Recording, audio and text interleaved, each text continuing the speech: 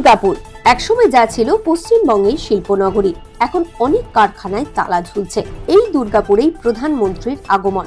18 জুলাই 2025 নেহরু স্টেডিয়ামে প্রধানমন্ত্রীর জোড়া কর্মসূচি। প্রথমে প্রশাসনিক সভা, যেখানে তিনি প্রায় 5,400 কোটি টাকার বিভিন্ন প্রকল্পের উদ্বোধন ও শিলান্যাস করলেন।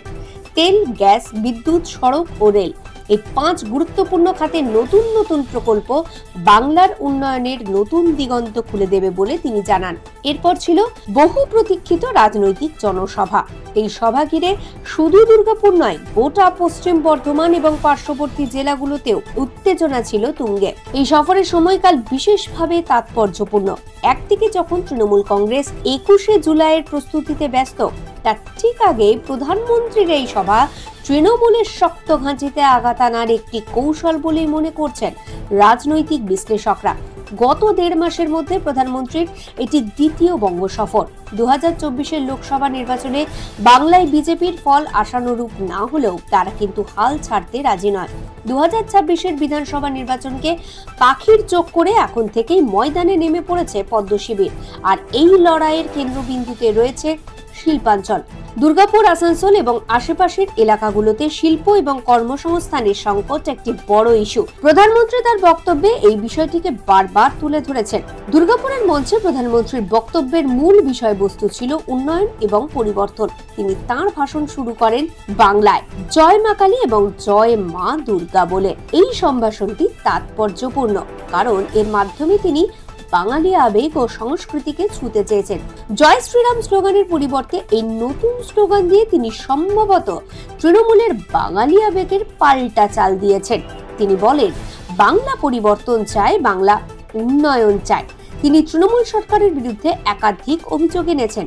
তাঁর ভাষণে উঠে এসেছে আইন শৃঙ্খলা পরিস্থিতির অবনতি, দুর্নীতি, সিন্ডিকেট রাজ এবং অনুপ্রবেশের মতো স্পর্শকাতর বিষয়গুলি। তিনি বলেন, রাজ্যে শিল্পপতিরা আসতে ভয় পাচ্ছেন, কারণ এখানে সিন্ডিকেট আর তোলাবাজি চলে। তিনি আরো বলেন, রাজ্যের হাসপাতাল বা কলেজগুলিও এখন আর সুরক্ষিত নয়। সম্প্রতি ঘটে যাওয়া আরজিকর বা কসবার মতো ঘটনাগুলির উল্লেখ করে তিনি রাজ্য সরকারের বিরুদ্ধে কঠোর সমালোচনা করেন। অন্যদিকে তিনি তার সরকারের বিভিন্ন উন্নয়নমূলক প্রকল্পের কথা তুলে ধরেন। তিনি বলেন, গত 10 বছরে আমাদের সরকার গ্যাসের পাইপলাইন, সড়ক, রেল এবং বিদ্যুতের পরিকাঠামোর উন্নয়নে জোর দিয়েছে। তিনি জোর দিয়ে বলেন যে এই নতুন প্রকল্পগুলি শুধু কর্মসংস্থানই তৈরি করবে না, বরং বাংলার সামগ্রিক অর্থনৈতিক মানোন্নয়ন করবে। তিনি বাংলার মানুষকে আশ্বস্ত করে বলেন, একমাত্র বিজেপিই পারে বাংলায় সুশাসন ও উন্নয়ন ফিরিয়ে আনতে। রাজনৈতিক বিশ্লেষকদের মতে দুর্গাপুরের এই জনসভা ছিল বিজেপির 2026 সালের বিধানসভা নির্বাচনের প্রচারের প্রথম বড় পদক্ষেপ। এই সভার মাধ্যমে বিজেপি কয়েকটি গুরুত্বপূর্ণ রাজনৈতিক বার্তা দিতে চেয়েছে। প্রথমত, বিজেপি এখনো বাংলায় সক্রিয়। লোকসভা নির্বাচনের ফলাফল যাই হোক না কেন, তারা যে লড়াই থেকে সরে যায়নি, এই বার্তাটি তারা দলের কর্মী ও সাধারণ মানুষের কাছে পৌঁছে দিতে চেয়েছে। দ্বিতীয়ত, দুর্গাপুরের মতো শিল্পাঞ্চলের সভা করে বিজেপি কর্মসংস্থান এবং উন্নয়নের বিষয়টিকে তাদের প্রধান নির্বাচনী কর্মসূচি করতে চাইছে। তারা দেখাতে চাইছে যে তৃণমূলের আমলে শিল্পাঞ্চল অবহেলিত এবং একমাত্র বিজেপি এই সমস্যার সমাধান করতে পারে। তৃতীয়ত, জয় মা কালী ও জয় মা দুর্গা স্লোগান ব্যবহার করে প্রধানমন্ত্রী তৃণমূলের বাংলা বিরোধী তকমা থেকে বেরিয়ে এসে বাঙালি মন জয় করার চেষ্টা করেছেন। এটি ছিল বিজেপির স্ট্র্যাটেজিতে একটি বড় পরিবর্তন। চতুর্থত, তৃণমূলের 21শে জুলাইয়ের সভার ঠিক আগে এই জনসভা করে বিজেপি তাদের রাজনৈতিক অবস্থানকে দৃঢ় করেছে। তারা দেখাতে চেয়েছে যে তারা পাল্টা শক্তি হিসেবে ময়দানে আছে এবং তৃণমূলের প্রধান প্রতিদ্বন্দ্বী তারাই। তবে এই সভার সাফল্য নির্ভর করবে আগামী দিনে বিজেপির রাজনৈতিক কর্মকাণ্ডের ওপর। শুধু প্রধানমন্ত্রীর সভা নয়, নিয়মিত কর্মী সমাবেশ, জনসম্পর্ক স্থাপন এবং স্থানীয় ইস্যুগুলির ওপর নজর রাখা বিজেপির জন্য জরুরি।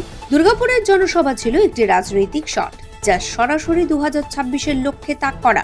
প্রধানমন্ত্রী নরেন্দ্র মোদী উন্নয়নের বার্তা দিয়ে তৃণমূল সরকারের বিরুদ্ধে আক্রমণ শানিয়ে এবং বাঙালি আবেগকে স্পর্শ করে বাংলা রাজনীতিতে নতুন মাত্রা যোগ করেছেন। এখন দেখার বিষয়, এই সভার পর বিজেপি কিভাবে তাদের রাজনৈতিক কৌশলকে এগিয়ে নিয়ে যায় এবং তৃণমূল কংগ্রেস কিভাবে এই চ্যালেঞ্জের মোকাবিলা করে। পশ্চিমবঙ্গের রাজনৈতিক প্রেক্ষাপট এখন থেকেই নতুন করে উত্তপ্ত হচ্ছে। আজকের জন্য এই পর্যন্তই। আগামী দিনেও আমরা পশ্চিমবঙ্গের রাজনীতির আরো গুরুত্বপূর্ণ দিক নিয়ে আলোচনা করব। সঙ্গে থাকুন ডিএনবি বাংলার।